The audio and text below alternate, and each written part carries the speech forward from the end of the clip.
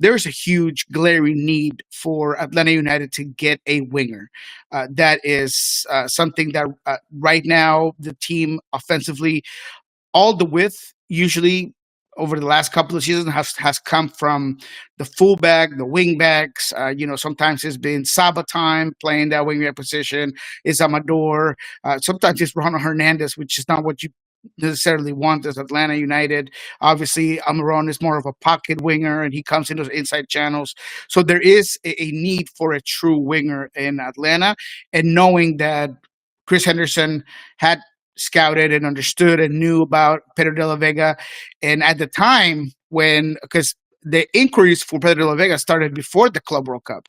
That was a time where Pedro kind of felt like a surplus here in the Sounders. He wasn't getting a lot of play time. He doesn't even start all the games in Club World Cup. So Chris Henderson, being the astute and brilliant GM that he is, he probably thought that he could get Pedro de la Vega on the low, on the cheap, on a discount. And that's why those whole things kind of came about. But we'll see where it goes. Obviously, Pedro has continued to do very well ever since that time as well. I still feel like in Brian Smetzer's eyes, I don't know if he's undependable, and he just needs to have him on the field at all times. So does that lead to some movement thereafter?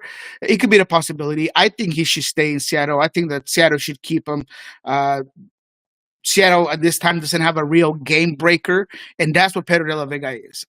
In form, Pedro de la Vega is a true game breaker. A guy that's going to break a scheme, a guy that's going to put the team on his back, a guy that's going to be excited, that's going to put butts in seats.